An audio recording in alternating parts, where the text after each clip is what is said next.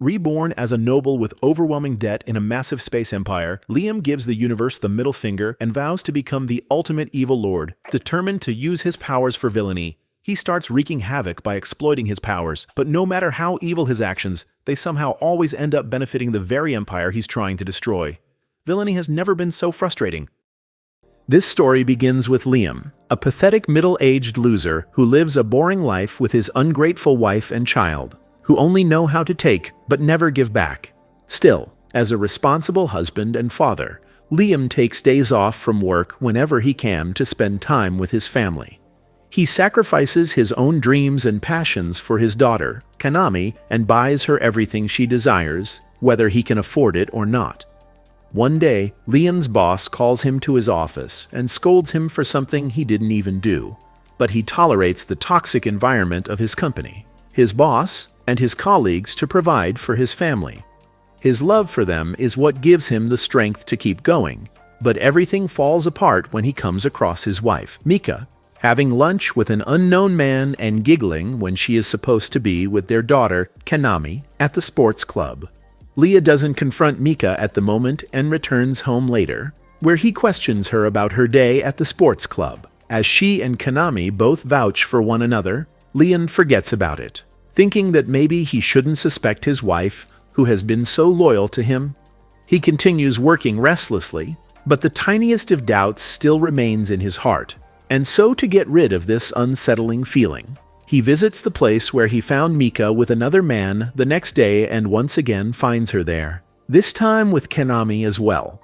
He eavesdrops on her conversation with a man over the phone when Kanami mentions that they are here to meet with her papa.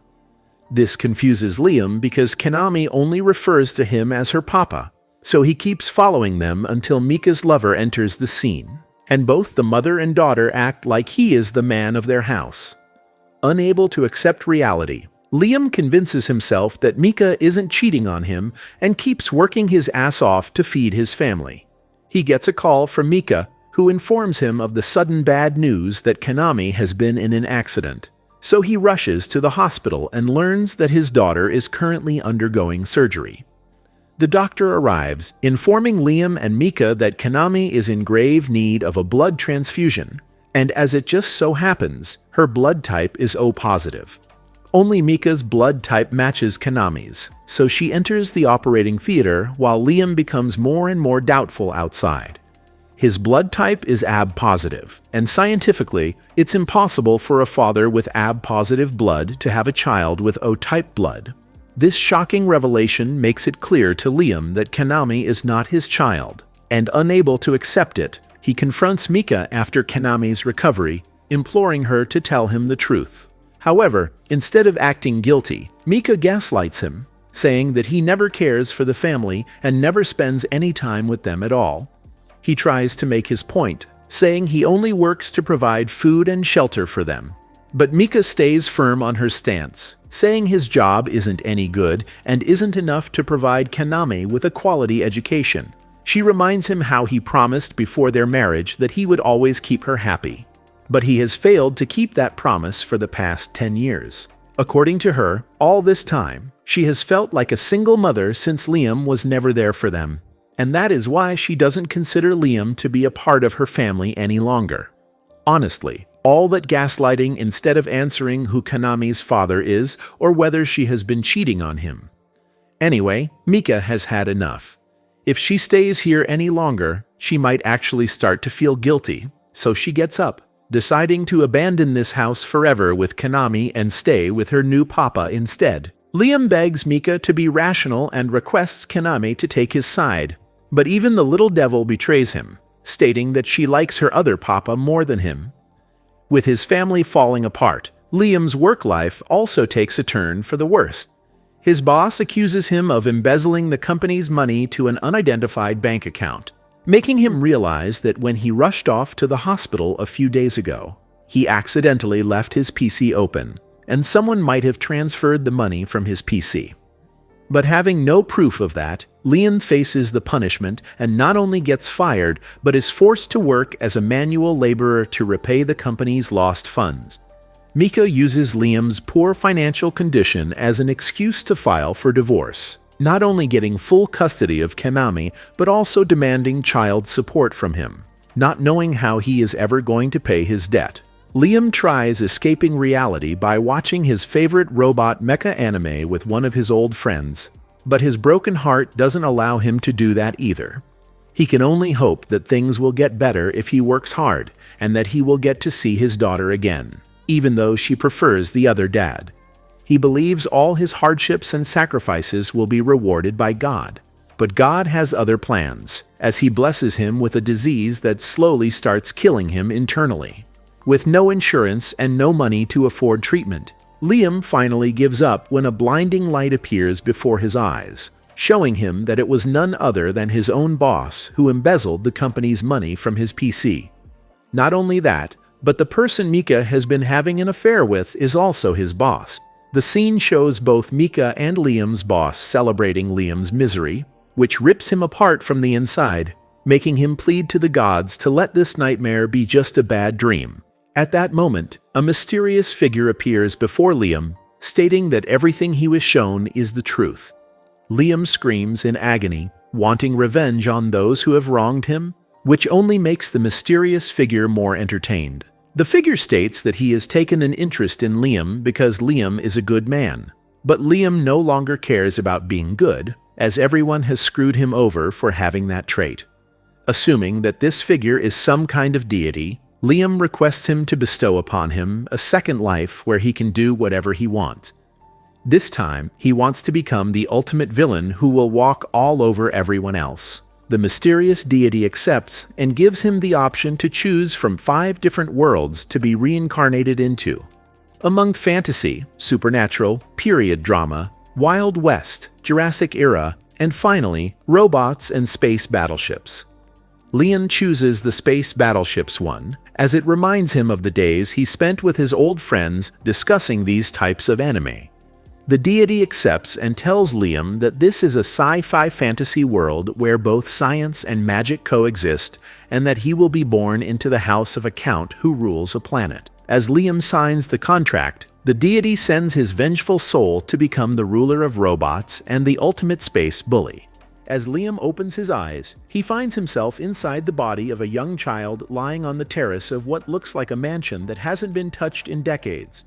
Just as the mysterious deity said before, Liam is now on a planet named Hydra, ruled by his father Count Banfield. The residential estates are completely surrounded by plants, including Liam's own home, which looks like a dystopian Christmas tree-themed house. As Liam heads inside, his mom surprises him, wishing him a happy 5th birthday. Using transportation magic, she takes him to another room to show him the royal cake prepared for his birthday and gives him his present. He opens the large gift box, only to find a small device hanging inside, which his mom claims is an order sheet for an AI-made robot. Liam doesn't understand much and presses a random button on the gadget, causing a character customization screen to pop up. To summarize, he now has to choose the appearance of the maid. As he goes through the long selection process, his mom explains that after picking a model, he will have to send the order sheet to the manufacturer to receive his unique AI-made robot. She casually mentions that he must also select the maid's private parts. Although this is extremely inappropriate, she acts as if it is completely normal. Liam's dad enters as well and, as a birthday present, makes Liam the new head of the family with the additional condition that both parents get to live the rest of their lives on the Imperial home planet. He assures Liam that not having them around will give him more autonomy. They also mention that Liam must provide them with a monthly allowance so they can live in peace. Liam agrees to all of these terms, prompting his father to call the Grand Chamberlain with the official paperwork, handing the house over to his 5-year-old child. Liam doesn't question anything and, as he signs the contract, his father mentions one last thing. From now on, his maid will be the one taking care of him. With that settled, both of his parents run off as if they just got rid of a huge burden, leaving Liam questioning what just happened. He gained power, influence, and wealth, everything a man could ask for in the blink of an eye.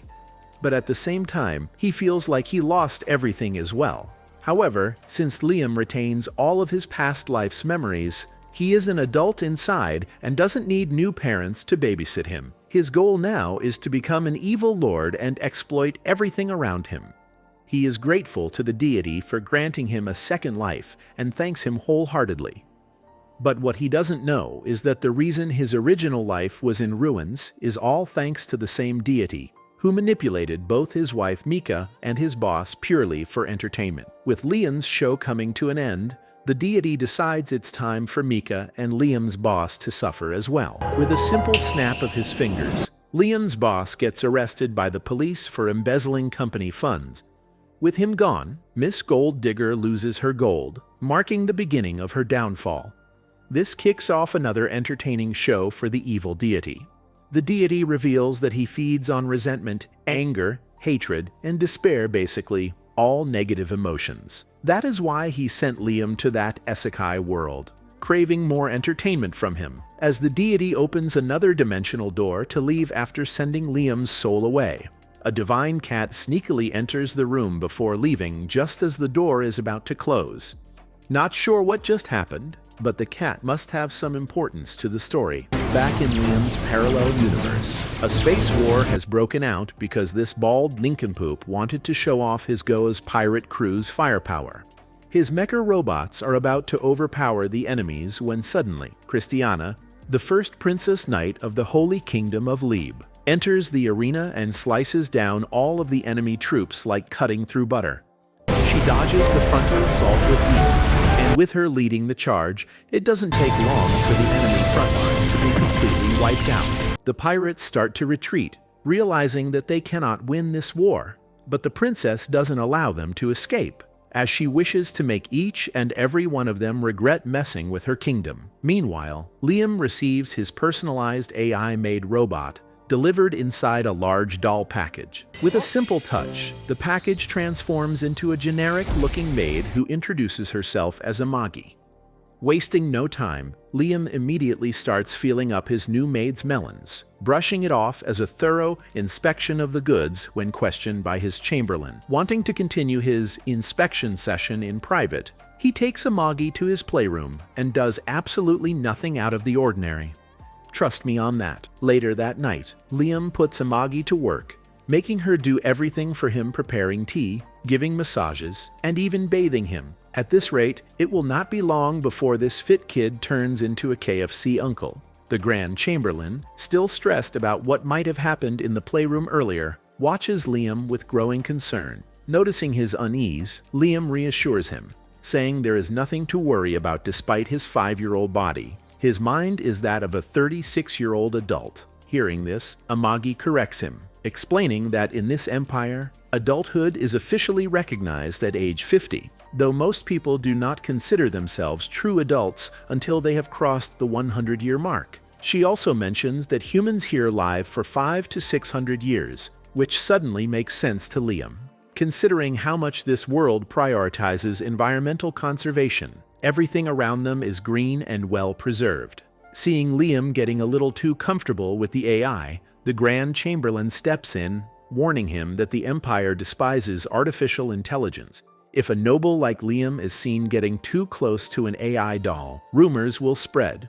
Curious, Liam asks him to elaborate, so the Chamberlain explains how humanity was nearly wiped out by AI in the past. Liam, confused, asks if they had not been programmed with the 3 fundamental laws of robotics. However, the Chamberlain looks at him blankly, completely unaware of what Liam means. At that moment, Liam realizes exactly where things went wrong in this world. The old man continues his story, explaining that during those dark times, a group of brave warriors fought against the rogue AI and miraculously won, eventually founding the Empire. This raises a major question if the Empire despises AI so much. Why would Liam's mother gift him something that could bring trouble? The Grand Chamberlain hesitates at first, but since Liam is now the new master, he finally speaks the harsh truth. Liam's parents have abandoned him and fled, leaving him to inherit the massive debts that have weighed on their family for generations. Apparently, Liam's great-grandfather was a wise ruler, but he failed to raise his heir properly. That heir squandered everything, and since then, the family's debts have only continued to pile up. The Chamberlain predicts that things will only go downhill from here for this planet, And after learning this newfound information, Liam wonders how he is supposed to become an evil lord when he possesses neither wealth nor power.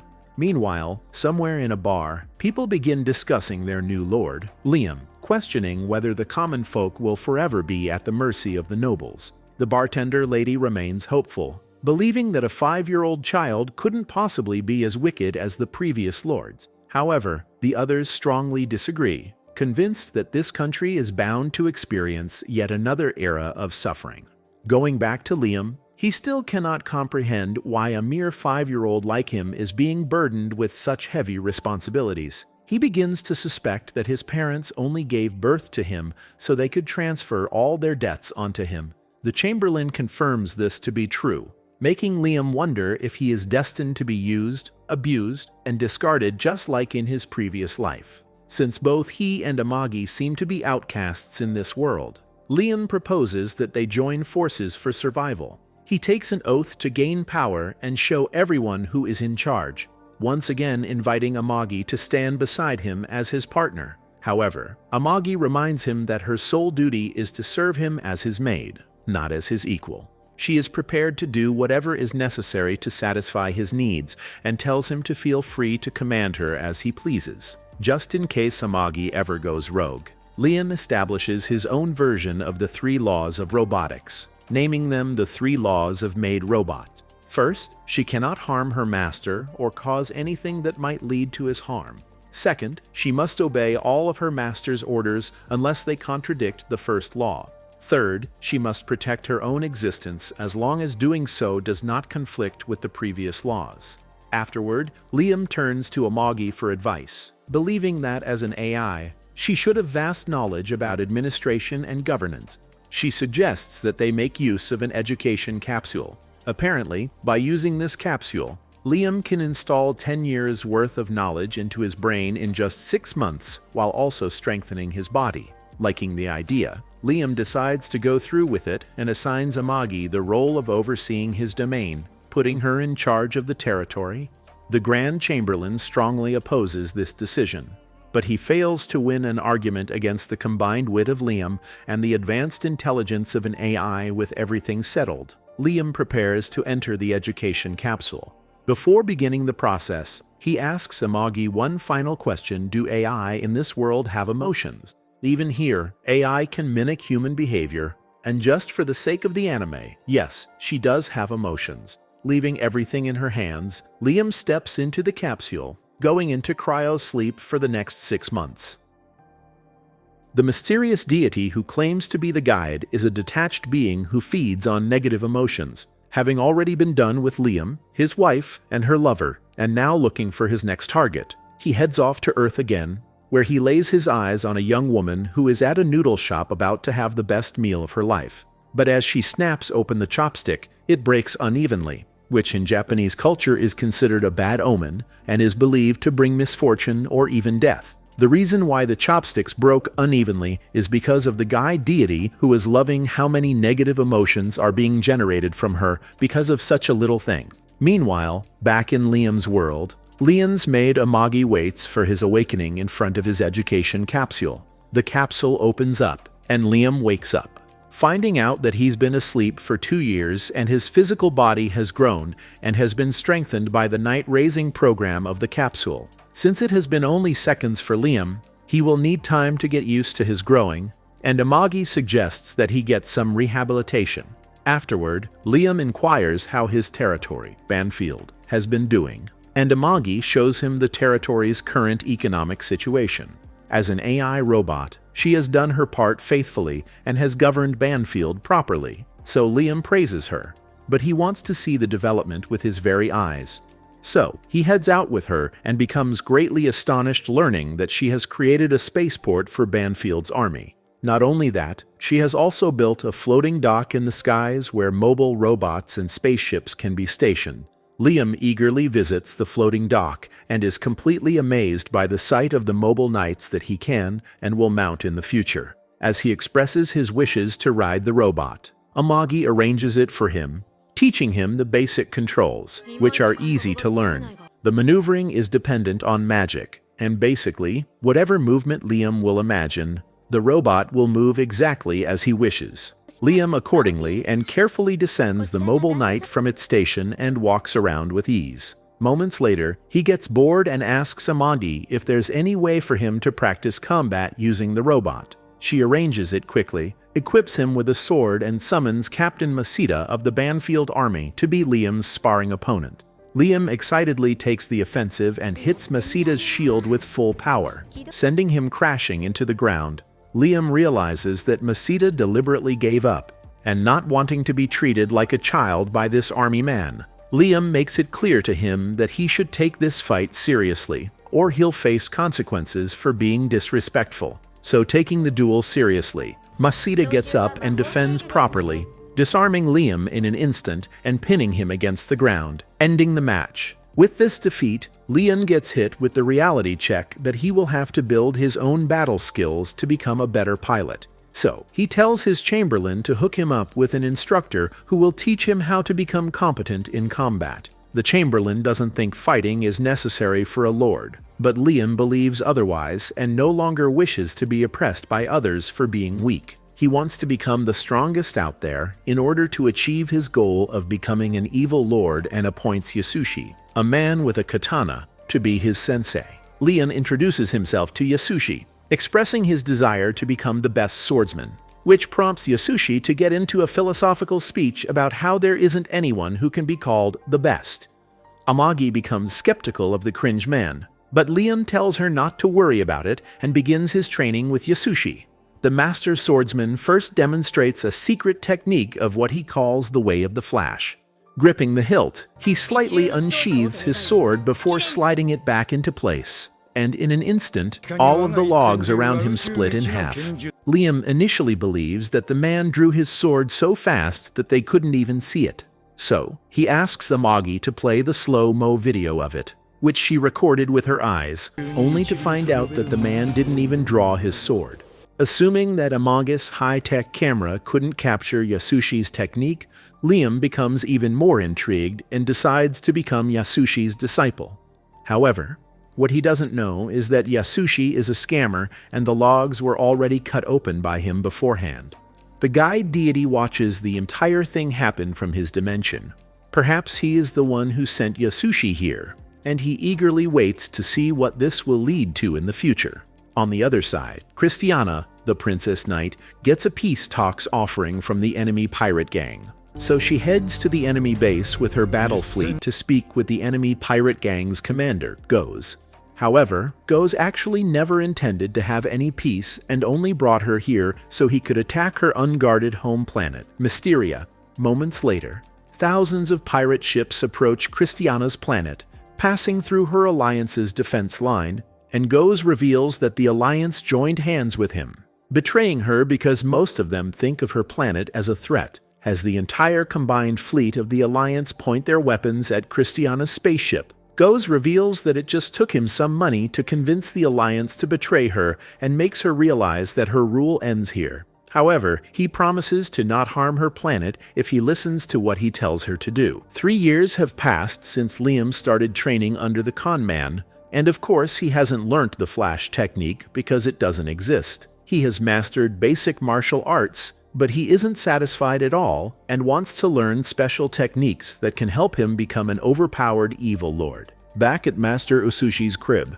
he boasts about how easy it has been to scam Liam, who continues to be clueless about the fact that he is nothing but a bum with no skill at all. He is happy about how much he has gotten and wishes this easy money would keep coming forever. At that moment, Liam returns to ask his master some questions. He pleads with his master to teach him a complicated technique called the technique of the way of the flash. Hearing this, Master Yasushi banishes him from the school as punishment for his continued insistence on wanting to learn an advanced technique when he hasn't fully mastered the basics. Immediately, Liam pleads with his master to forgive his ignorance and admits to being a fool, which he clearly is. He begs not to be kicked out, and Master Yasushi stylishly listens to his plea since he didn't want his money source to run dry. After being forgiven, Liam hurriedly leaves his master alone. Noticing that he has left, Master Yasushi breaks out of his elegant character and acknowledges that he has completely no idea about the technique Liam has asked him to teach.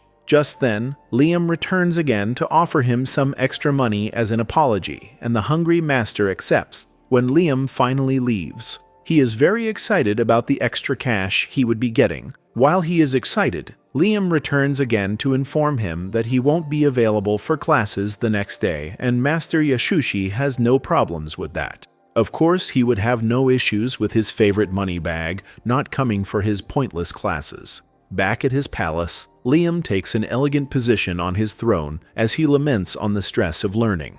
At that moment, Imagine informs him about Themon's economic report with debts remaining the same. However, since production and sales are growing, all seems to be well. Liam acknowledges Liam for her hard work and considers leaving the government to her more often. As pleased as Amagi was to hear this, she apologizes for having a low growth rate that they had expected. She shows him a report on the welfare program and laments on how the results have gone below expectation. Liam finds this surprising and wishes to know who is in charge of this failure. Shortly after, a weird-faced and ugly-looking shorty arrives. Immediately, Liam asks that he states his excuses for such failures. At first, the shorty is surprised about this, but is soon reminded about his concealing and manipulation of finances that shows a clear sign of embezzlement. Hearing this, the shorty defends himself by claiming that Liam is still too young to understand these things. He claims the expenses are necessary, but Liam reminds him that it's a lie. Furthermore, the shorty insists that he had injured those expenses to keep things running. Hearing him litter these lies, Liam asks why he chose to use a different vendor from the one that had been used before. But he claims that the new vendor is better. Stop the Capman. Having gotten tired of these lies, Liam reminds him about his other corrupt practices of bribing vendors. While these accusations continue, Liam's mind runs wild. He considers learning a thing or two from this seemingly talented corrupt official. Unfortunately, the fatty is not as talented as Liam had thought. Imagine informs him about an embezzlement case that had happened earlier which involved a subordinate of the shorty. Although he claims that this was entirely the work of his subordinate, as the case stated, Liam and Amago believed that he had only framed his subordinate to get away with it, especially considering the fact that the embezzled funds were never recovered. When Liam hears this, he is angry at the shorty for intentionally ice-skaying his subordinate to get away with the embezzlement. Scared, the short fatty claims that it's all lies and pleads with Liam not to trust dolls like Amago since they were the enemies of mankind. In a fit of rage, Liam picks up his sword and slowly walks towards the fatties, demanding to know if he loves to ice-sky his subordinate. Watching Liam walk to him, the fatty continues to say meaningless things to defend his actions, even aiming that everyone else does this since it keeps business running. Even with all this muttering, Liam unsheathes his sword. When this happens, the fatty switches and informs Liam that he is only able to live a luxurious life due to the efforts of lords like him. However, before he could complete such defamatory words, Liam slices the life out of him. He rants at the lifeless lord, letting him know that no one has the right to touch his people or his money except him. Before this could get out of hand, Imagine calms him down. Before then, he orders her to investigate all the corrupt officials. However, she lets him know that doing that would cause more harm than good. On the other hand, she suggests that he prepares a large number of dolls instead, claiming that 30 dolls would serve him more efficiently in things like governance and other subsidiary units to make sure there is progress in the land. Hearing this, Liam immediately agrees to it. Although Amagi believes people could have negative things to say about this decision, Liam doesn't seem to care as long as there will be progress. That night, the news begins to spread about how Liam had killed a corrupt official. Also, they talk about how Liam intends to change compulsory education from 3 to 6 years, which has made more construction workers to be assigned to building schools. They believe that Liam is doing a good job, especially considering his young age of 10. Meanwhile, Liam finally tries to control the large transformers like machines, since he has now mastered martial art. Unfortunately for him, his fake master arrives just in time to play down his dream of riding the machine by claiming that there is no meaning in using something that every other person can use. Instead, he asks Liam to consider controlling something more powerful which no one else can handle. Hearing this, Liam immediately agrees to it. He turns to the captain of the base for ideas and is told about the old non-automatic model of the machines. The captain informs him about the existence of a unit which his great-grandfather used to pilot, and Liam is so excited about taking after his great-grandfather's machine. Yasushi goes to a shrine looking for treasures, venting his frustration as he states how annoyed he is by the fact that Liam is actually progressing at a fast pace when the entire training process is supposed to be dubious. He knows he cannot fool Liam for too long, and the only option he has to keep milking this cash cow is by creating more meaningless tasks. He randomly presses his arm against the wall, which triggers a secret mechanism revealing a mobile knight that looks like it is from the ancient age. But for Yasushi, this is exactly what he needs to keep the money coming in by keeping Liam busy. Meanwhile, the evil deity known as the Guide is doing his usual search for negative emotions and heads to Earth, where he finds a guy who is easily offended and gets upset just because his Starbucks order is not quite perfect. The guide loves the taste of the guy's negative emotions, but he wants something more, something gourmet. Back in Liam's world, Yasushi has already instructed Liam to repair the ancient mobile knight named Avid for his training, and accordingly, Liam has made preparations. Liam is out practicing his master's fake ultimate technique, the Flash, with his butler Brian standing beside him. Brian, although feeling happy because Avid is Liam's great-great-grandfather's unit, still objects because he believes using such an ancient unit is not going to do Liam any good. However, Liam is certain that his piloting skills will be at the very top if he can master the oldest unit out there. Brian, being nosy as ever, tells Liam to stop trying to learn this BS technique, calling it a total waste of time. But Liam is determined that he will improve if he keeps putting in his best efforts and continues training. Amagi, on the other hand, goes to the location of the mobile knight Avid and expresses how skeptical she is of Yasushi and his training methods. She does not even believe that Yasushi is a swordsman at all, but because Liam has ordered her to repair Avid, she has no choice but to do her best to bring this junk back to life. Soon after, Lieutenant Nias Carlin, a weapons factory engineer, arrives with her team at Liam's planet to repair Avid. Liam meets her at the airport to wish her good luck, and as they are speaking, Nias notices Amagi and wonders why an AI doll is standing right beside a count. Liam gets offended seeing Nias's reaction and quickly makes it clear to her that he can possess an AI doll and will punish anyone who questions his way of living. However, he has read Nias's reaction wrong because Nias is actually a fan of androids and completely nerds out upon seeing Amagi. She is impressed, to say the least, seeing the custom-made features on Amagi, and starts touching everywhere like a perv. She almost crosses the line by lifting Amagi's skirt up, but Liam prevents her just in time, telling her not to act inappropriately. Afterward, they head to the warehouse where Avid is placed, and upon first look, Nias comments that this machinery is dead meat and suggests Liam get a new unit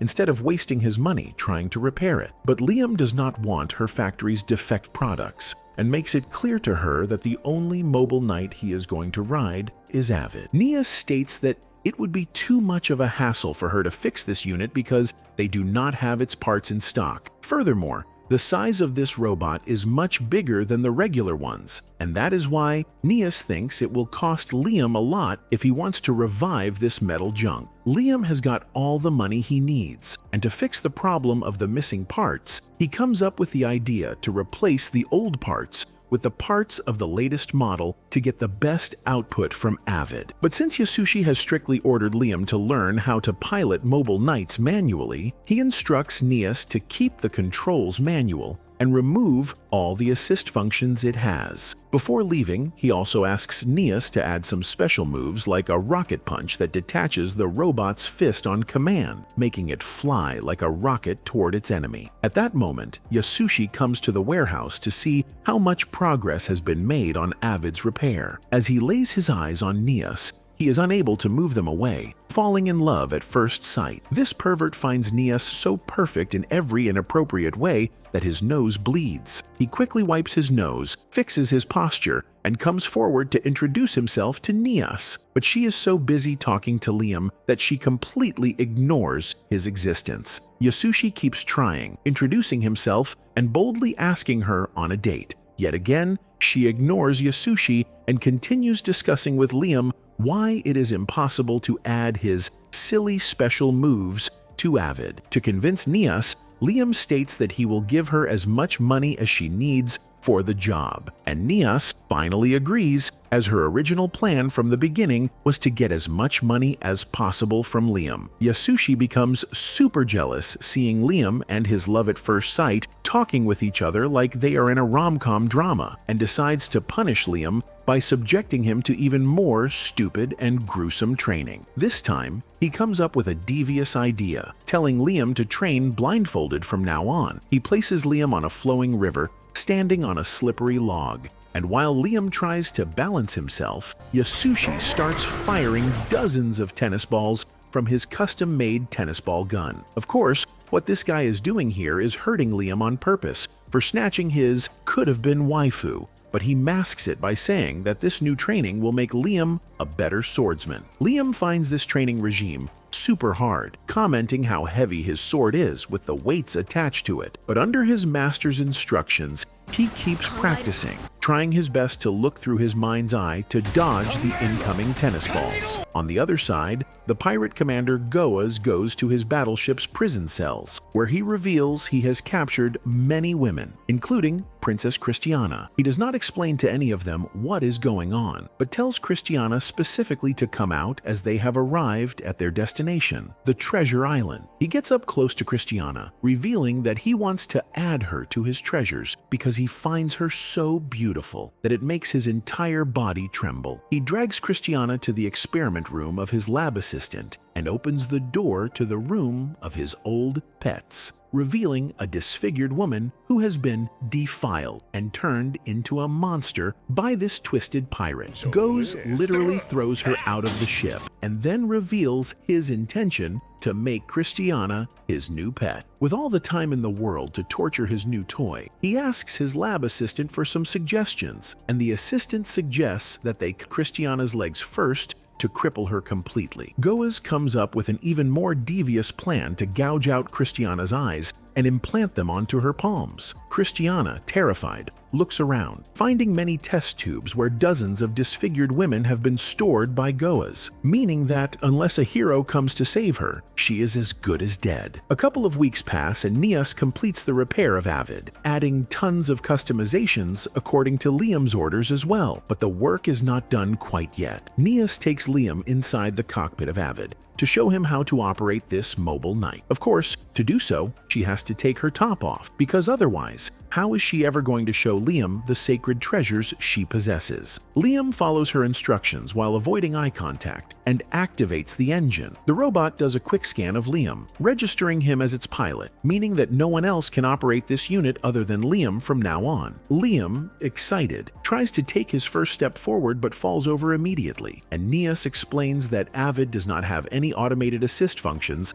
like the auto balancer, and that is why, unlike the new ones, Liam cannot move it with a simple go forward button. But there is an upside to this according to Nias. If Liam somehow manages to master this old piece of junk, he will be able to move it just like he moves his real body. Feeling motivated, Liam gets up and slowly walks forward, this time balancing the mobile knight pretty well. He takes the unit outside of the warehouse when Nias mentions how important it is to maintain a strong mental image to control this robot. To help him focus, she gets closer to him and readjusts his controls when her chug jugs touch him on accident, causing Liam to have an entirely different mental image, resulting in Avid moving his hands as if it wants to feel something. The hand gesture makes Nias realize what Liam is thinking about, but Liam claims that it is not his fault. On the other hand, Yasushi suspects that this guy is abusing his powers and doing unspeakable things to the lieutenant inside the cockpit. However, Brian has tears of joy seeing his master finally interested in a real woman. Yasushi starts cursing Liam and is so enraged that he makes Liam go through even more vigorous training. Days go by, and Liam still cannot perform his master's secret technique, wondering if he lacks the talent for it. Amagi thinks that the actual problem lies in Yasushi's teaching and tells Liam how much she has been questioning Yasushi's credibility recently. But Liam, who completely trusts Yasushi, comes up with a logical explanation to defend his master's credibility, stating that perhaps magic is involved in Yasushi's secret technique. Liam figures out that it is magic that cuts the logs, not the sword. He channels his magical powers into his sword and swings it with the intention to cut the log with his magical power. By practicing this move repeatedly for months after months and years after years, he finally learns the technique that technically never existed. Now, as a grown man, Liam finally wants to demonstrate how much he has learned to Yasushi, slicing a wooden log from yards away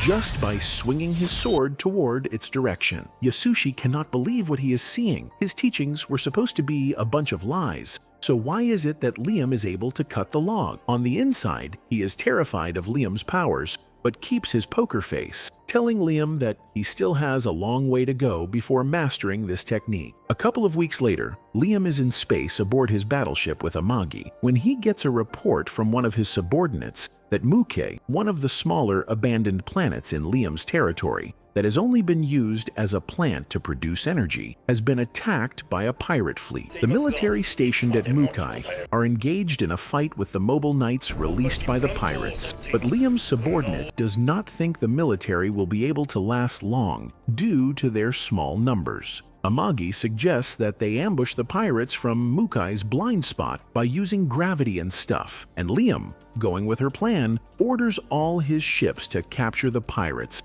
while he himself goes to defend the plants on the front line. Brian, overhearing his command, begs Liam not to risk his life, but Liam is not a coward. Moreover, he considers himself quite a swordsman, trained by the legendary samurai, so he wants the Empire to see the skills he now possesses. Shortly after, he gets inside his mobile knight Avid and jets off to Mukai. From the enemy's blind spot, he attacks them, slicing one mobile knight after another before they can even spot him. In no time, he reduces the number of his enemies, and to attain some style points, he uses a special move called Beam Rifle to launch a beam of plasma ray at an enemy pirate. Only after that does he use the secret technique, the Way of the Flash, destroying dozens of his enemies from a distance, scaring the pirates to the point that they start retreating to their ships. Liam launches his other special move, Rocket Punch, which is super effective in itself, but Liam does not like it. He calls Nias right at that moment, complaining to her that he wanted a throwable fist, not a punching hand missile. Amagi interrupts their conversation, reporting to Liam that they have only managed to capture less than 10% of the enemy ships, as 30% have been destroyed, and the remaining have escaped. Liam considers this a win and praises Amagi for doing great on her part as a vice commander. That's it for this video. Let us know in the comments if you want the next part, and please subscribe. It's free, and you can always change your mind. Thanks for watching. Goze learns from his lackey about Liam's victory and can't believe that things have turned against their favor. He had clearly underestimated Liam's prowess, but it doesn't matter. He isn't going to give up until he sees Liam on his knees, begging for his sorry life. However, what triggers his fragile ego even more is the fact that his allied fleet ran away from the battlefield after being defeated by Liam. So, he orders his lackey to launch all of their ships to destroy that fleet, regardless of whether they are allies or not. He wants to make an example out of them, so that no one ever dares to disobey or look down on the pirate. For now, he wants to have some fun with his latest toy, Princess Christiana, whom he has already turned into an abomination, revealing that her eyes are now on her palm. Meanwhile, Liam returns to his main battleship and expresses his satisfaction to Amagi, stating that he enjoyed every bit of his battle against the pirates. Amagi congratulates her master on his effortless first battle, thanking him for defending their resource planet successfully. Liam is happy that he even got to capture some of the pirate ships, which he can now claim as his own since that is the law of this empire. Liam can't wait to have all the treasures for himself that are inside those pirate ships, but becomes extremely disappointed when he learns that the cargo inside doesn't contain any conventional goods like gold. Both Amagi and Brian encourage Liam to be excited since the resources inside the cargo are far more precious than gold, revealing that it was carrying a large number of rare metals like orichalcum, adamantine, and mithril. Apparently these metals are used to make weapons, but Liam, the muttonhead, wants gold crowns and chests full of diamonds. The cliché stuff. However, according to Amagi, in this universe, diamonds aren't valuable at all, since they are just crystals made out of the most common element in the universe, carbon. Amagi continues, stating that gold also holds no value because of its low ionization tendency. I don't know what Liam learned after spending ages in the damn education capsule, but anyway, he finally understands, yet still expresses his love for gold, telling Brian to bring some to him so that he can satisfy his greed from his past life's needs. Brian promises Liam that they have enough gold in their inventory, as it is used as a layering material when producing electronic devices. Hearing this, Liam orders Brian to turn the rest of the gold into gold coins, expressing his desire and dream to have his bedroom filled with gold coins. Bro's 30 by now, and adding his previous life's age, he's now over 60, but still acts like a baby. That's just crazy. But whatever, the Lord's wish is the servant's command, even though Amagi gives Liam the judgmental side-eye for a second, indicating how disappointed she is at this spoiled brat. While Liam is wasting time, asking Brian to make fancy old-school useless swords using the rarest metals, Amagi interrupts him, telling him about a serious problem they encountered when they sent out their army. Using a holographic image, she shows Liam the current number of battleships in his territory, which stands at 10,000. But apparently, fewer than 3,000 operate properly, and only 2,000 are available for emergency sorties. Liam is surprised to learn that his army defeated the pirates with only 2,000 battleships. Well, it was mostly Liam himself, using his mobile knight, who drove the enemies away, and there's also the factor that the pirates underestimated them, thinking they were poor, which contributed to their loss. Liam gives Amagi some credit as well, saying her battle strategy helped. In all seriousness, Liam wonders if he should just get rid of the useless old ships, to which Amagi gives her support, but Brian instantly objects, stating they cannot just throw away 7,000 of their ships, because if they do, the enemies will underestimate them. Amagi and Brian get into a heated argument regarding this issue, but ultimately, Liam unsurprisingly takes Amagi's side, deciding to follow her suggestion to buy second-hand battleships using the money earned from selling the rare materials he just seized from the pirates. The only reason he doesn't trust Brian's judgment is because, by following Brian's advice, the last head of this territory, Liam's father, created a mountain of debt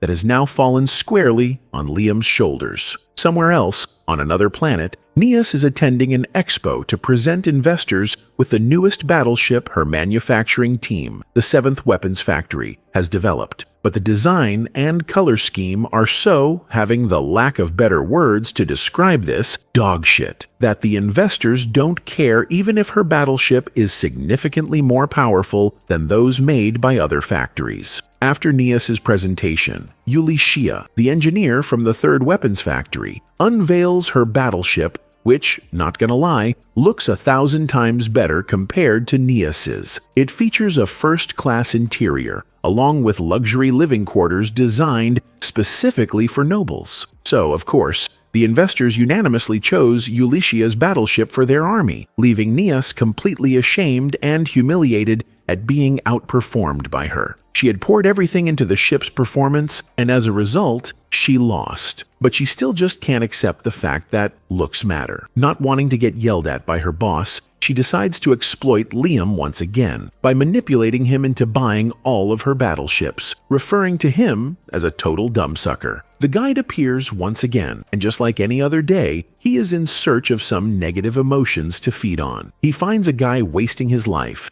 cursing while playing Valo all day. After collecting some tasty malevolence from him, the guide heads to Liam's universe to eat the big fish, assuming Liam's negative emotions must have accumulated a lot over these past couple of years. But when the guide arrives on Liam's planet, He is absolutely stunned to see the growth of Liam's territory, leaving him wondering how this muttonhead managed to turn a town that looked like an undiscovered ancient ruin just a few years ago into a modern city. Even so, the guide doesn't lose hope just yet. Recalling the useless con artist he once sent into Liam's path years ago, disguised as the swordsmaster, he holds on to the hope that Guy has contributed something to turn Liam into a total loser. The guide is angry, to say the least. He cannot imagine that things aren't going the way he wishes. Meanwhile, the citizens start saying good things about their lord. They enter into a bar where they discuss how Liam had been able to capture pirates and even get several goods from the pirates he had captured. He is indeed way different from his father,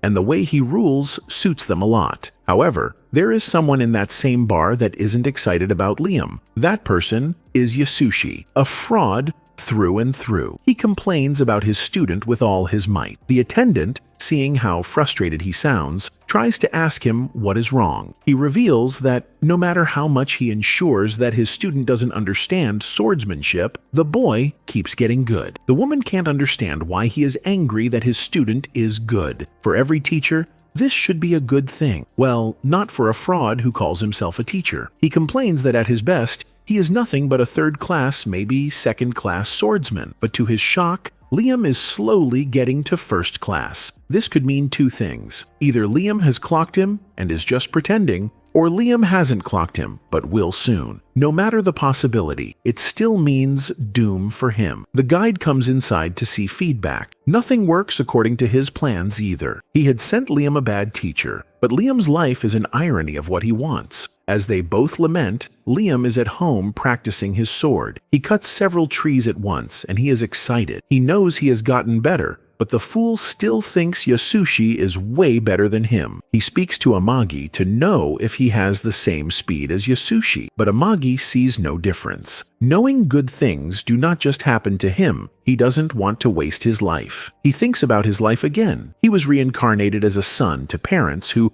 left him with loads of debts, but now he is a good swordsman. He has started paying off some of his debts, and things are going well for him. To him, all this is because of the guide. He appreciates the guide, but his gratitude only brings the guide a load of heartache. As a creature who only lives on misfortune, gratitude is a poison to him. He feels like dying, and he looks around for anyone that he could get negative energy from. Thankfully, Yasushi's negative energy is available for him to live on. It is not enough for him, and he really needs Liam to fail. He consoles himself that the best time a person fails is when the person is at the verge of success, so he would wait until Liam is almost successful so that the misfortune he will get will be much. At the castle, Amagi comes to inform Liam that the Imperial Army are thinking of disposing of their old weapons. Since they need second-hand weapons, it will be best to buy from the Imperial Army. The deal seems nice to Liam, but it has a condition that may be the downfall the guide wants. The condition is that he has to take some of the Imperial armies too as a part of the exchange.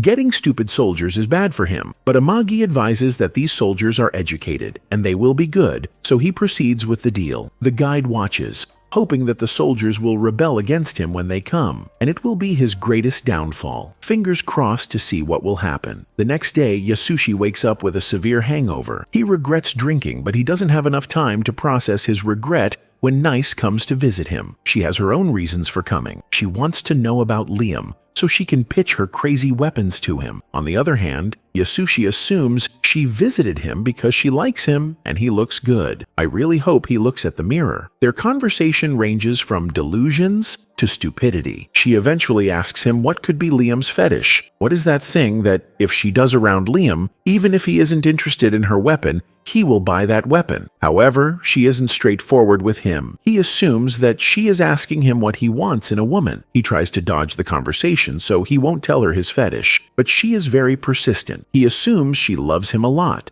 and can't understand what it means not to be around him, so he spills. He tells her how he likes his skirts, short and revealing, that he likes flashy underwear. He enjoys seeing tight suits, and even the type of stockings he loves. For her, she assumes he is telling her about Liam, so she takes the suggestion and sets out to see Liam. Looking all glammed and glamorous, with her tight and short skirts that reveal what is under, and her tight suit with the flashy underwear. Her presence doesn't even appeal to him. She barely even looks as good as Amagi, so why will he like her? She tries to shake all she had brought before even pitching, but he commands her to go straight to her pitch. She tells him about the weapons, but he refuses to buy. He had just bought them from the Imperial Army. She is angry that the third weapon is still working against her. She begs him to at least buy from her. She starts shaking everything. Instead of getting excited at what she is shaking, he is getting annoyed. He recalls that in his past life, his wife also had those kinds of underwear. She didn't wear them at night to him, which means she probably wore them to meet the man she was cheating with. His expression changes. She assumes it is because he likes it, but no, what he is seeing is actually traumatizing, and he hates the sight.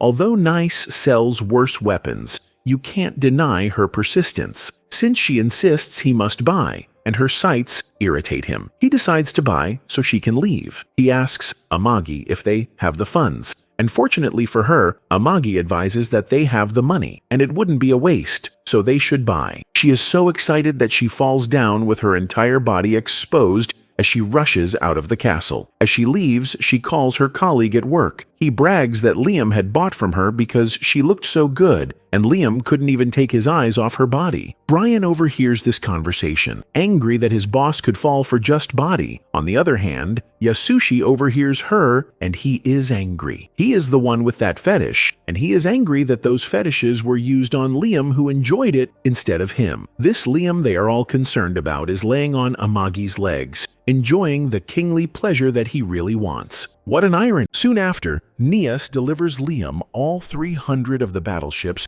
she forced him to order from her. At the same time, the battleships Liam brought from the Imperial Army also arrive. Amagi gets a receipt from the Imperial Army via quantum teleportation, and she asks Liam for his signature on the receipt by repeating the word quantum several times. So Liam jokingly places his thumb finger on her melons, stating it will be his quantum thumbprint. Got him. Anyway, Yasushi is chilling inside his home, wondering how he's going to take revenge on Liam for snatching Nias away from him every single time. He recalls Nias's plot, regretting the fact that Nias wasted her precious treasures on that doll-obsessed brat. He can only imagine what Liam must have done to poor innocent Nias, and vows to make Liam pay for everything. As his anger builds up, the guide reveals himself to have been watching and devouring all of Yasushi's negative emotions. The guide cannot wait to see what Nias's anger will lead to, and can only hope that this anger will lead to Liam's eventual downfall. So the guide places his trust in this con man and leaves for another realm, looking for more negative emotion. Nias brings Liam to the battleship she made to show it around to him. Liam doesn't expect anything luxurious or at all stylish. He doesn't expect anything at all from this incompetent woman, but the interior still disappoints him. Nias explains that luxurious interiors are just for decoration and hold no real value in war. But Liam doesn't care. He wants decoration. Nias can't change Liam's mind, and she isn't going to add any fancy interiors. So they both agree to disagree and move on to the next topic about how to use this ship. Nias briefs Liam on the instructions for how to ride the ship, including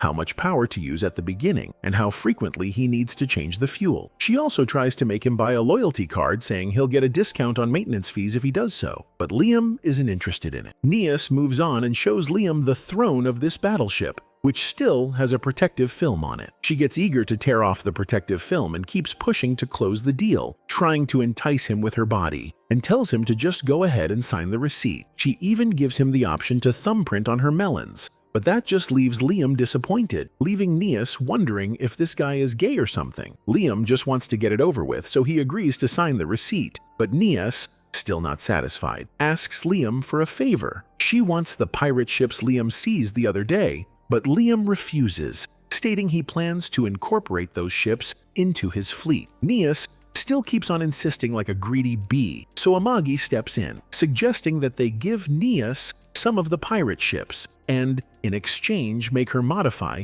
and fix the rest of the ships for them. Liam loves the idea since all of the pirate ships are in complete wreck, and Nias also agrees, revealing that the only reason she wants to get her hands on the pirate ships is because she wants to see what kind of technology the pirate ships use. Apparently, the technology is unknown, and the equipment comes from outside the Empire, and that's why Nias wants to study it and use the technology on her own models. But before closing the deal, Liam visits the pirate ships first, along with Amagi and Nias, entering one that is not in a total wreck, and he can immediately notice the difference between the design and the interface. The ship literally has a helm, like a classic pirate ship, and Liam loves it so much that he wants to put it on his own battleship. Nias the normie goes into a detailed explanation of why this is a bad idea, but Liam shuts her up, being a man of culture, and makes it clear that if he wants it, he is going to have it, regardless of whether it's useless or not.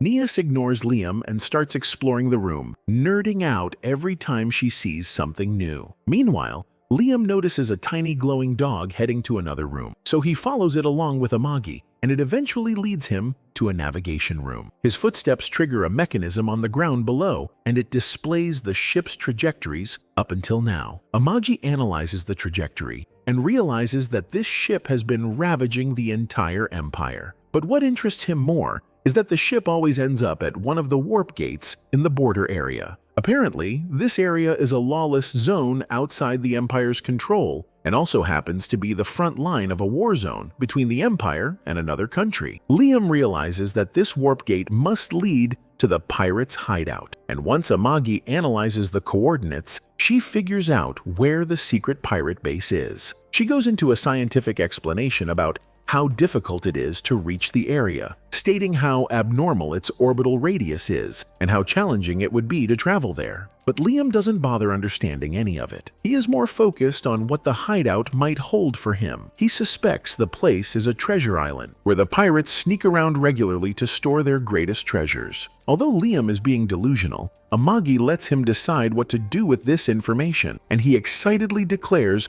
that their fleet will immediately go on a treasure hunt. Soon after, Goaz gets the news that Liam has started an attack and has already defeated some of his underlings at the front line. He brings the underlings before him, deciding to punish them for tainting the pirate name by being defeated by a trash count. Before dealing with these losers, Goaz commands his subordinates to bring him Liam's head, sending everyone to the battlefield, and deploys all of his ships. Liam, along with his fleet, heads to the warp gate that leads to the pirates' hideout. But they are not allowed to use the gate because there's an apparent toll fee that needs to be paid to the Empire. The officer handling the warp gate connects with Liam, explaining that since the gate covers a huge distance and Liam intends to warp 7,000 ships, it will require a lot of money. Liam promises to pay later once he's done, but the officer doesn't trust his credibility. So Liam asks Amagi to find him someone credible, but sadly, they have no connections.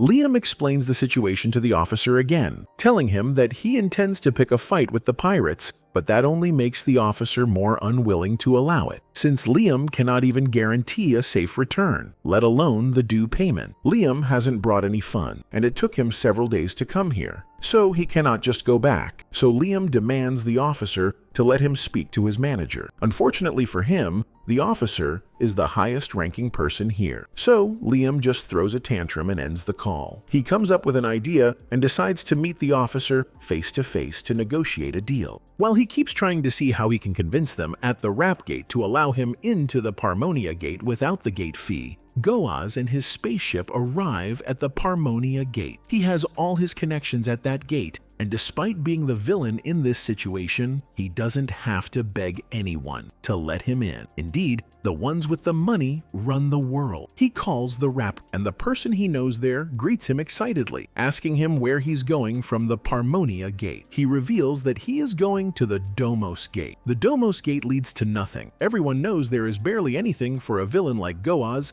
to gain in that city. The man asks what he wants to do in a wasteland. What's the man's business, though? Goaz shares the same opinion as I do here. He asks the man what concern it is of his and states that since he has the money, he should be allowed to enter without issue. He pays immediately. Meanwhile, Liam arrives at the Rap Gate physically, hoping that he can use his negotiating skills to gain entrance. He asks to enter, and the man says there is no issue. He is excited until the man cuts him short by asking for his gate fee. Liam first tries to brag that he is a noble and can get them the money, but the attendant isn't fazed by his weak boasting. When he sees that boasting doesn't work, he becomes humble, begging the attendant to please let him in, but the attendant doesn't care. He adds lies to his drama by bowing in tears, saying he wants to see his sick mother and the trip is necessary. See your sick mother with this huge number of ships? Your mother must need ships to recover. Seeing that his lies don't work, he turns and says he wants his mother to see his fleets before she dies. Well, the man tells him to return, get the money, and come back, if indeed his mother is that important. The man receives a call regarding Goaz's passage, so he leaves to deal with other things. Liam is angry that his negotiating skills are no longer working. He walks around the place and sees the dog again. He follows the dog. At the rap room, they see Goaz's passage. Knowing that Liam's ship is also in the waiting room, they realize the clash isn't going to be a gentle one. They were the ones in the wrong since they received payment from a pirate without knowing where he was going, so they decide to turn a blind eye. Everyone working there goes on a break so that when the clash happens, it will seem as though they weren't in attendance. After they all leave the room, Liam finds himself there. He sees it's a rap gate, and there's a pirate ship around Parmonia Gate. He assumes the attendant had given him passage and even told everyone to leave so no one would know he gave him passage without payment. Looking at the screen again, he sees the raps moving in opposite directions. He assumes it was a mistake on the part of the attendant and sits down to correct. This spoils Goaz's movement, but since his trip continues, he doesn't see any issue. Suddenly, Amagi calls Liam to return. When he gets back, she tells him they've gotten a letter of credibility, not from a noble, but from Nias, since they've bought a lot from her. Well, one good turn surely deserves another. He happily appreciates her and comments that the officers were ready to bend for them. But now that they have the letter, it will be easy for them to enter. He commands Amagi to launch into the wormhole, and she does as commanded. Their trip to Parmonia Gate begins, and fortunately for them, Goaz and his people had left their base, so they will be caught unaware. On the other hand, Goaz becomes impatient. He is meant to reach Domos Gate within 30 minutes, but the journey has been going on for a while, and he hasn't gotten there. He asks his rider, who is also concerned, but they see a gate in front of them and assume it is their destination. Since they didn't know about Liam's tweak to the wormhole, they enter the gate. When they get there,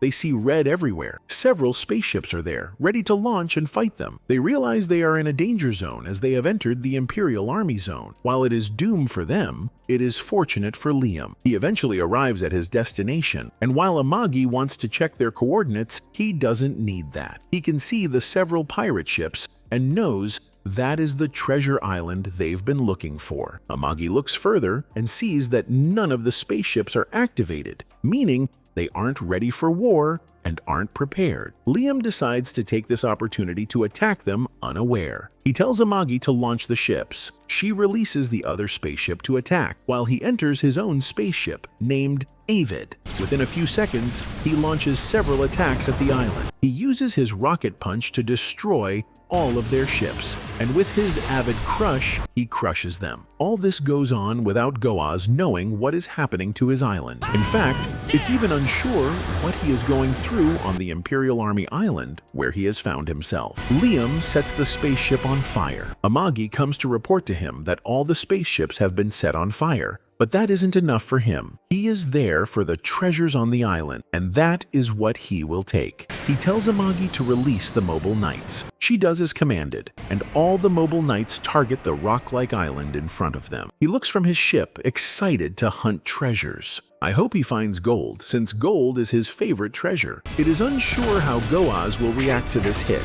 but I can assure you that there are exciting times ahead. Subscribe here to see the next part. We go back in time when Christiana was back in her homeland and meeting with her father, His Majesty, her brother Prince Ricard, and her sister Rowene, to whom she had promised that she would make it back safely. But then there was a sudden explosion outside. caused by the pirates. Apparently, the Alliance had betrayed Christiana's family and allowed the pirates to invade her planet, and as a result, the kingdom was blown to bits, and Christiana was taken captive by Goas. It was then revealed that Goes had captured many other women, but Christiana thought her fate would turn out differently, as she was a princess knight. She even dared to humiliate and mock Goes in his own territory, which turned out to be her biggest mistake, as Goes defiled one of his female captives right in front of her, with the help of his mad scientist assistant, who turned the poor girl into a freaking monster. Not long after, Christiana got to see the abomination that was created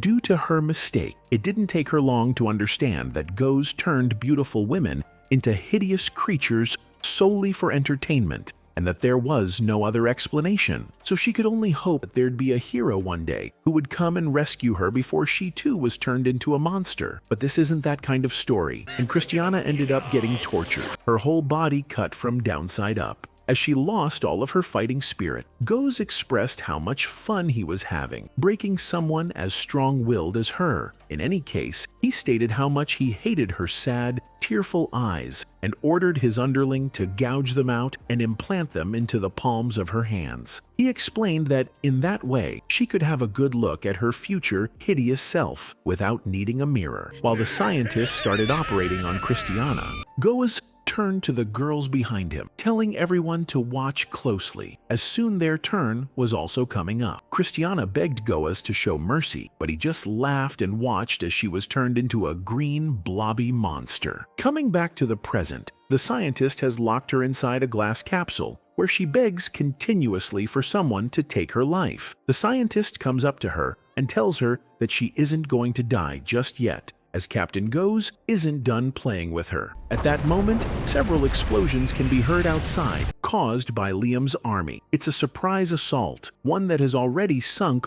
all of the defensive ships of this island. The scientist has to take command, because Captain Goes is away, but he isn't any good at leading. And taking that opportunity, Liam, in his Mecha Knight, slashes through all of the enemy mobile knights. After making sure no enemies are left, Liam orders an all-out search for the pirates' treasures, and also tells his crew to find survivors as well. While looking for the treasures, Liam sees the glowing dog again, and follows it to the laboratory, where he captures the scientist. He asks the scientist about the treasures, and the scientist tells him about Goes' pets, which is the biggest treasure here. Not knowing what that is, Liam goes to the place along with the scientist, where all of the pets of Goes are locked, and gets drawn to the green, blobby girl, Christiana. The scientist proudly claims Christiana as one of his greatest creations, and his slimy remarks make Liam feel like he was talking to his past life's boss, the evil a-hole who made his life a living hell. Now, having enough power,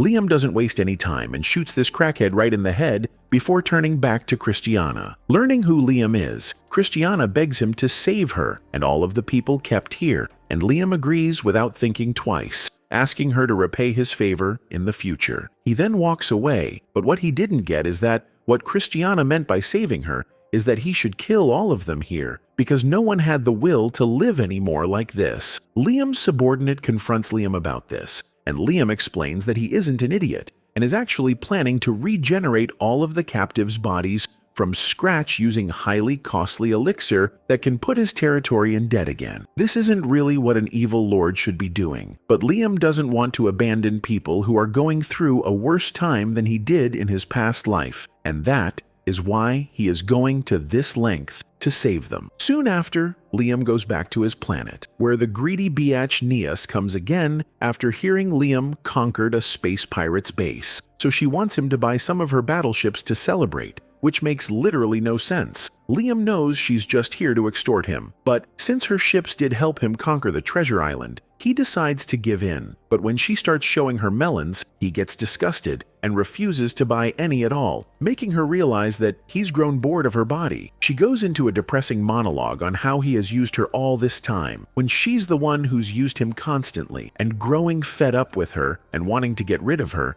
Liam asks Amagi about the funds. Amagi does some calculations and tells Liam that the loot they got from the treasure island can be used to buy 5,000 of Neas's ships, but But before Liam can say what he wants, Nias takes it as a yes and literally runs away. While heading back, she cries to her subordinates on a video call about how she ripped her dignity to shreds to secure the order. Liam's master Yasushi overhears her talking and assuming that she sold her body to Liam again, which she's never actually done. He goes into rage mode. The guide, revealed to have just arrived here, gladly eats Yasushi's negative emotions. Liam goes out looking for Nias, wanting to cancel the order he never placed, when he runs into Yasushi, who takes him to the training grounds wanting to punish him. Claiming it's just training, Yasushi blindfolds Liam and launches a barrage of drone attacks at him with full power. But that backfires again, as Liam, in this desperate moment, learns defensive magic and destroys all of the drones using a magic shield. Yasushi is speechless. He gives up and walks away, saying he has nothing more to teach him and to make him stop dying for more training. He gives Liam the title of a certified master. With this new meaningless title, Liam is finally content, and he thanks the guide from the bottom of his heart for bringing him to this fine world, not knowing his positive emotions would piss the guide off. A few days pass, and Liam is back to being unsatisfied with his life. He complains to both Brian and Amagi about how he, as the greatest evil lord in this world, wants to make everyone pay because of how unfair his past life was, and Amagi, not understanding his ambition, agrees that he should pay everyone. What she means is that he should pay his debts, but Liam brushes it off, saying he'll do it later. For now, he wants to enjoy his life as an evil lord, and to do so, he needs power, money, and most importantly, a harem full of hot women. He already has power because he's a skilled, certified master swordsman, so he wants to have money next. That's when Merchant Thomas visits him to congratulate him on defeating the pirates. As a gift, Thomas has brought Liam's favorite, gold, and tons of it. Liam is happy, but he knows there's a catch, so he asks Thomas what he wants, and Thomas explains that his merchant crew needs to pass through a dangerous territory and is hoping he can use Liam's fleet, 100 ships to be exact, as the escort. Liam turns to Amagi, and upon confirming they have enough ready, he agrees to lend Thomas some, but subtly reminds him that when he comes back next time, he has to give Liam more gold. After meeting with Liam, Thomas, with his assistant, goes through a major city in Banfield territory in a car. Thomas exclaims how prosperous and advanced this place has become over just a couple of years, and that apparently has only been possible because Liam has been using most of the tax income to develop the territory. Thomas compliments Liam, calling him a wise ruler, but the only thing that weirds him out is Liam's obsession with gold. In any case, since gold is cheap,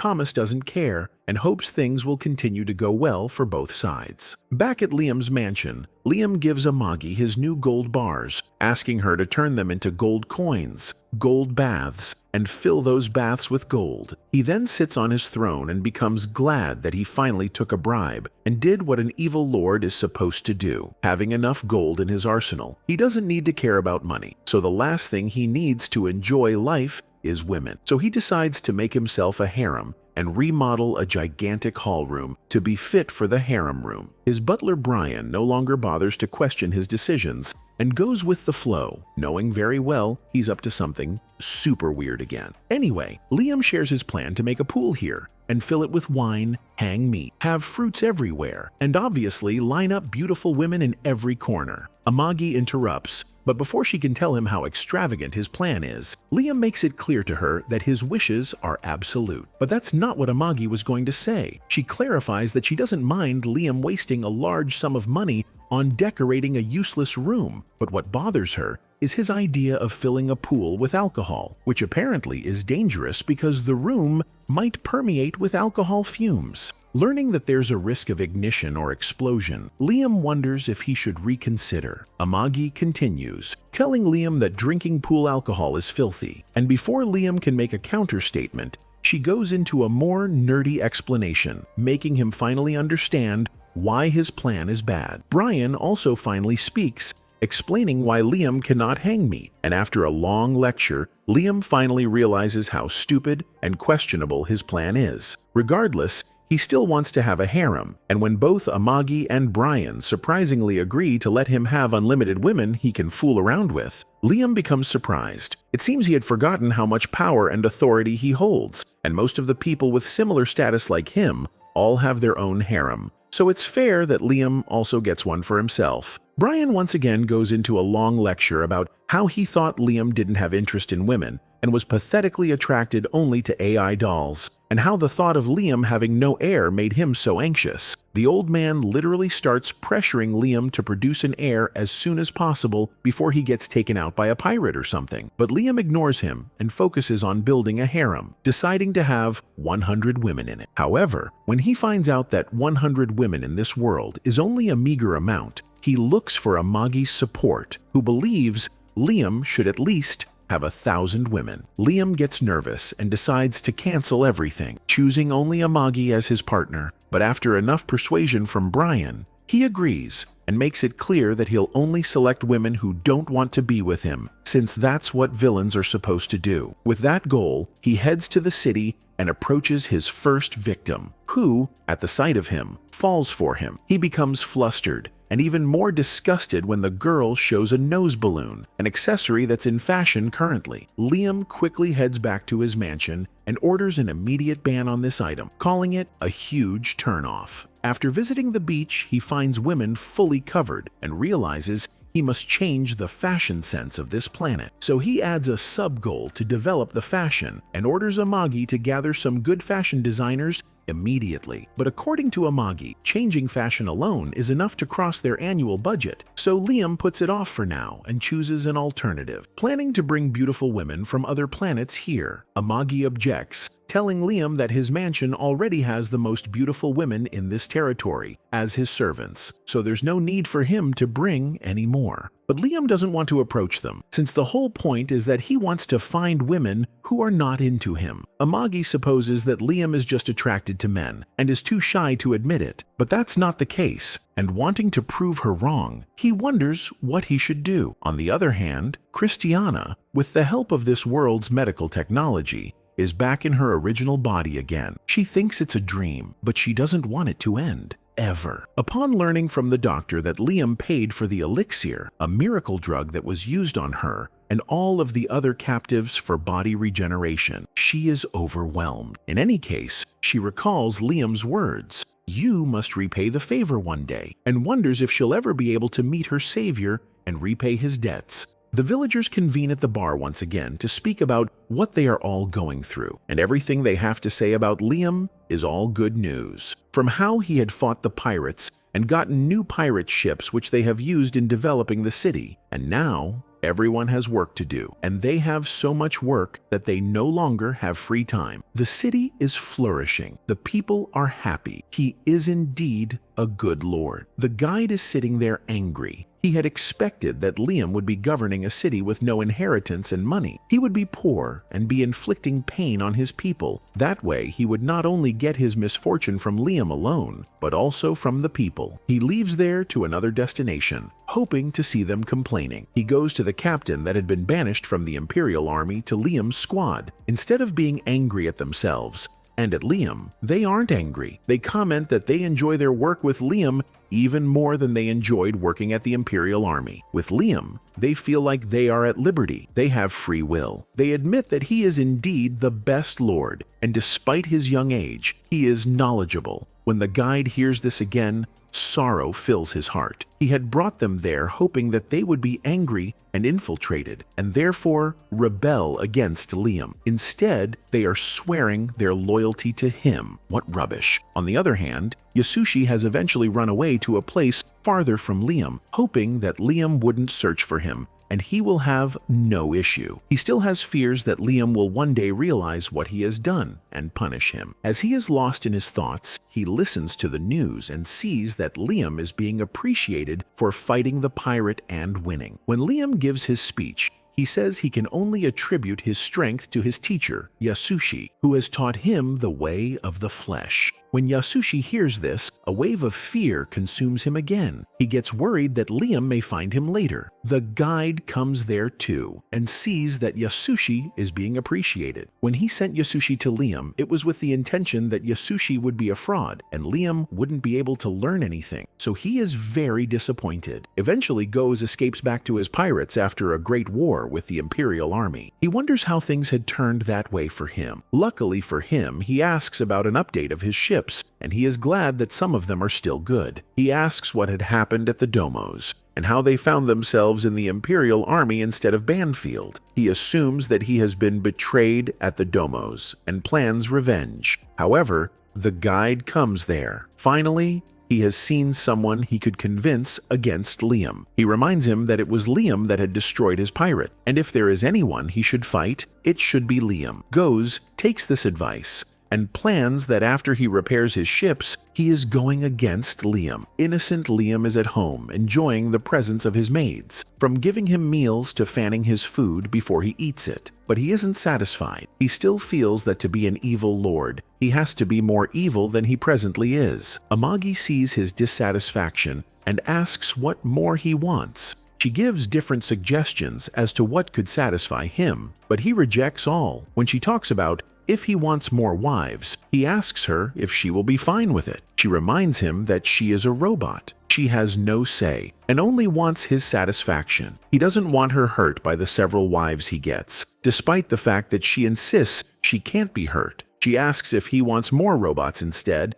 but she insists Brian wouldn't like it. He doesn't care about Brian. The following day, Amagi gives him an update of their debts, how much they have paid and how their interest rate is reducing because they have paid a lot. He is fine with his present reality, but he is still concerned. His intention isn't to be a good lord, but an evil one. Unfortunately, he has to be conscious of the city so he can get enough money to pay his debts. Amagi asks him what he wants as an evil lord, and he reveals he wishes to increase taxes and suck life out of all the citizens. To her, it isn't a good idea. Doing that will only reduce their economy, and they will lack money in circulation to pay up their debts. He admits that she is right, but her response is mature, and he doesn't care. He, however, thinks about how satisfying his life is now, and how she is by his side, so he accepts to live like that for a while until he pays up his debts. He had made Amagi produce several robots who work as maids. 3 of these robots complain that there is literally no one at the castle for them to do, hence they keep cleaning unnecessary places. One of them says that she changes her hair to that of her colleague, and she is shocked that Liam recognized her and differentiated her despite the fact that they have the same body. She cherishes the video where Liam recognized her and claimed she kept it. The others plan to do the same, but Amagi comes to warn them. She deletes the video, reminding them robots are illegal, and if they keep trying to get Liam's attention and get closer to him, it will affect his reputation. One of them asks her if she being close to him won't affect his reputation. She admits that it has the same effect, but says that she doesn't have a choice, because that is what Liam wants. As she leaves, they wonder if she just wants to monopolize him for herself alone. Suddenly, Brian comes with bad news. He announces that Goze has declared a war against their city. He calls the advisors so they can discuss a countermeasure. They tell him what Goze is asking for, a lot of money, handsome men, and beautiful women, that if they give him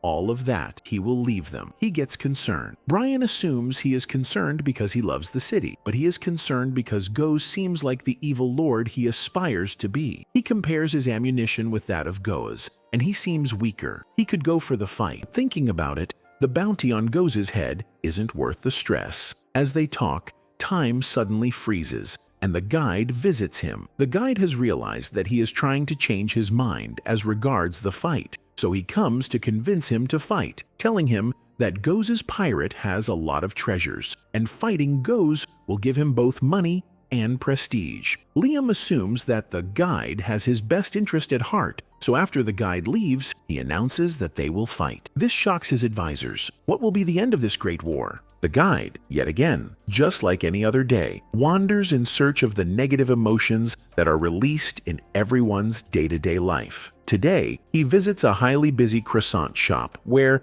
the limited edition papaya mango croissant is being sold. One girl in the line cannot wait for her turn, but everyone before her keeps buying only the papaya mango croissant, leaving her frustrated, thinking the item will run out. In her mind, she begs the people in front to at least leave one croissant for her, but as they keep buying 2, 4, 6 croissants for themselves, she loses hope and breaks into tears. With only one person in front of her and 2 croissants left, she hopes that the person would be content with buying just one, but much to her shock, that person buys both croissants, shattering her dream of enjoying a nice, tasty meal in the afternoon. As she walks away in regret, disbelief, and disappointment, the guide gladly devours her negative emotions, calling it tasty. Just as the girl is about to leave, that's when the baker of the shop announces they have just baked more croissants for their customers. So she turns back, releasing positive emotions and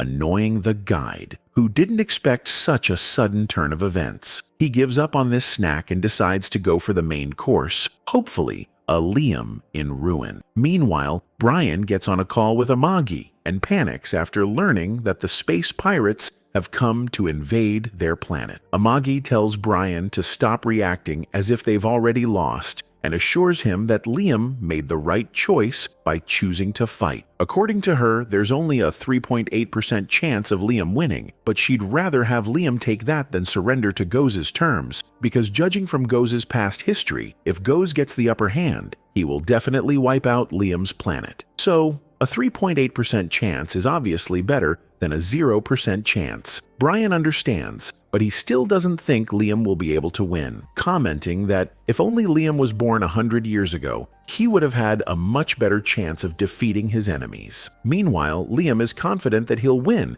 because he thinks he has the guide by his side. He imagines all the riches he will get from winning this war and is filled with positive emotions, which the guide, watching him from a distance, truly despises. The guide, at this point, wants Liam to be captured by the pirates and turned into Goz's personal play toy, because in that way, when Liam is tortured every single day, the guide can get all the negative emotions from him he'd ever require. According to the guide's intel, Goz's fleet equipment is just as good as the Imperial armies, and so he is strongly confident that Liam is going to lose here. He puts the blame on Liam, saying it's Liam's fault for putting his trust in a guy like him. The guide mocks Liam, calling him a fool for being just as naive as he was in his past life. The guide predicts that when Goz captures Liam and tortures him, this idiot's gratitude toward the guide will turn into hatred, his smile will twist into scorn, and his spirit will finally break. This way, the guide will finally be able to feast on Liam's suffering. In any case, the guide cannot wait any longer for that tasty delicacy he's going to get served on a silver platter. The guide leaves,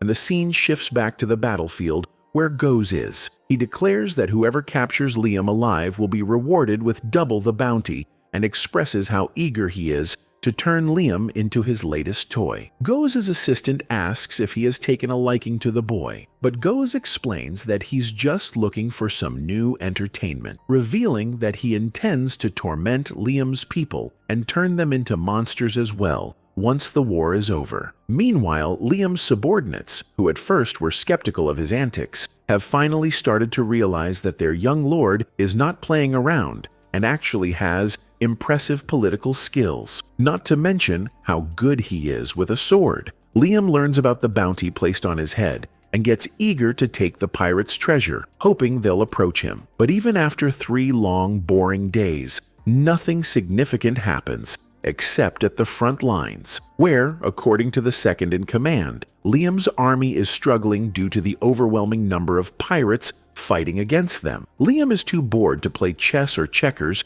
and just wants to rush into the battlefield. But before he can give any orders, his communication device gets compromised, making it impossible to contact his fleet. At that moment, a large number of pirate ships appear above Liam's ship, and while everyone starts panicking, Liam remains calm, calling the enemy's plans stupid for splitting their forces and sending only a mere 500 ships to apprehend them. Amagi understands the enemy's goal, which is to break Liam's army's formation and create a real opening to attack, making it clear that these 500 ships sent by Goes are just disposable pawns. Liam's subordinate reports that the 500 ships attacking them are not pirates, but soldiers who were forced to surrender to Goes after they lost. Although it's understandable that the Empire's soldiers would switch sides and comply with the pirates to survive, Amagi still doesn't think it's a good idea to show them mercy. Since they can no longer be trusted, Liam remains reluctant, but he still takes the initiative and wipes out all 500 ships. When Goaz gets the news, he becomes impressed, but focuses on the slight disorder created in Liam's fleet, and takes this opportunity to charge directly with full force. As they push forward, Liam's fleet begins retreating, maintaining the same distance, and Goaz, thinking Liam is scared, orders his fleet to keep advancing when suddenly the ships at the front explode, revealing that the entire space had been filled with mines, hidden using magic. Goaz can't believe he fell for such a cheap trick, but regardless, he still has the numbers on his side, so he orders his fleet to keep charging through the mines. Liam learns of this, and also of the fact that the front lines of Goz's fleet consist only of Empire soldiers, meaning only the disposable pawns are being sacrificed, not the real pirates. With the pirates closing in, Liam's subordinates focus on protecting Liam's ship with all they have, putting themselves in harm's way to shield their lord. But Liam doesn't want that. He doesn't want a single person under his command to be hurt, and after making that clear to everyone, he declares that he will crush all of the enemies right here, vowing that while he still breathes, he isn't going to allow a single ship to enter his planet. Deciding to get into his mobile knight, he promotes Amagi as second in command. Amagi, with quick battle strategy simulations, prepares to take control of the war, and so Liam leaves the rest to her as she wishes him the best of luck. He cannot give up. Not at this point. Since he has decided to fight the battle by himself, he enters his ship to go and fight. Amagi goes to captain the pirate ship because of his instruction that she should launch him. She tells the knights that they should launch the remaining ships, but they are skeptical about obeying her. Why should they allow a robot to control them when they are humans? She tries to explain to them that Liam is hell-bent on going to the war front. This leaves them with no other choice than to protect him. If they don't launch and back him up, he will be alone out there and will be killed. She tells them that her loyalty isn't to the kingdom or the people in it. Her loyalty is only to Liam, and she will do anything to protect him. Hearing this makes the knights have a change of heart because they can't imagine that a doll has more loyalty than they do. They vow their lives to protect Liam and take control of all the pirates so they can fight. Amagi launches Liam's ship, named Avid. Liam flies with all the reassurance he had gotten from the guide that the fight was settled and he would have no issues. He enters the warp, hoping to meet Goaz and his pirates off guard. However, once he enters the warp, they immediately receive a notification that someone has penetrated it, and they get ready for the fight too. He enters into the midst of their ships and brings out his weapons, from his sword to his gun to his pistol. He is sure he isn't going to lose the fight. As he fights with his life, the soldiers behind him also protect him with theirs. He assumes the war will be a walkover, but will it really end that way for him? I can't help but imagine the traumatizing way Goaz would treat him if he were captured. Unfortunately for Liam, all the bullets in his gun are finished. He is shocked because he didn't consider this when he proudly came out, but he knew there was no way his bullets would kill over 30,000 fleets. He tries to withdraw to solve that, but suddenly he gets hit. He realizes that someone has gotten closer to him, and indeed, it is one of the enemies. He is glad that at least someone strong has come there to fight him. He brings out his sword and begins to fight. When he attacks, the knight realizes he isn't weak. He says Liam's swordsmanship is quite strong and asks what academy he learned from. Liam proudly announces that he learned from the way of the flesh. The knight insists he has never heard of that skill before, which gets Liam angry. How dare you not know my boss? He claims it is the best skill and says the knight isn't knowledgeable. However, the knight insists he has fought several people who learned from the best academies, and if he doesn't know the way of the flesh, then it must be fake. To show the superiority of the way of the flesh and his resolve to broadcast it, Liam hits the knight, and the knight dies. After happily killing the man, he has a change of heart. It would have been better if he had let the man survive. That way, the man could spread the gospel of the way of the flesh, and everyone would know how strong he is. He eventually resolves that he will leave a few skilled swordsmen alive, letting them survive in near-death situations, so they can proclaim his name across the world. Let's see how much this will work for him. Goes and his pirates still do not believe he is strong. They wonder how a poor noble like him can have the skills and money to purchase so much ammunition to attack them. They keep calling him poor, and this keeps getting him angry. He screams that they should stop calling him poor, because if they continue, he will feel like killing them even more. He uses the way of the flesh several times to cut through all of the knights and survive. Suddenly, he gets a notification from the left side of his ship. That part has been destroyed. He realizes his ship isn't strong enough for the way of the flesh. That isn't his priority at the moment, so he continues his fight. One of his enemies also comes to attack Avid, and he fights back. Suddenly, he starts losing the fight. The enemies are overwhelming, and since he is a one-man warrior, it is impossible for him to keep up. His knights in the ship are also scared that they cannot continue holding out. To make it worse, Amagi announces to them that their success rate has now reduced to 1.2% from 3.8%. Thankfully, Liam sees a new spaceship arriving to fight on his behalf. The rider in the spaceship is Christina, who is back from her trip, bigger, better, and stronger. Amagi also starts making plans to ensure they win the battle. She reaches out to both the 3rd and 7th weapon armies to buy more weapons from them so they can survive. Meanwhile, the battle becomes lighter with Christina's presence. She fights Goz and his armies. I wouldn't just call it a fight. It is a fight of revenge for her, considering all they had done to her. She watches and claims she doesn't want to kill them, but destroy them. She helps Liam in his war, but Liam isn't satisfied. He is the evil lord, and he should be the strongest anywhere he finds himself. He doesn't like the idea of someone else taking his glory. He immediately kits himself up with new armor. He takes armor with a punch and uses the rocket punch to break into Goz's region. Everyone looks at him in surprise. Christina looks at him in awe and exclaims that he is wonderful. I share the same sentiment with her. He is truly wonderful. Goz shakes in his ship. He can't believe that a single warlord has cleared his entire fleet. Amagi announces in their spaceship that their success rate has increased to 83% because Liam has broken through the ship. Does this mean he will win the fight?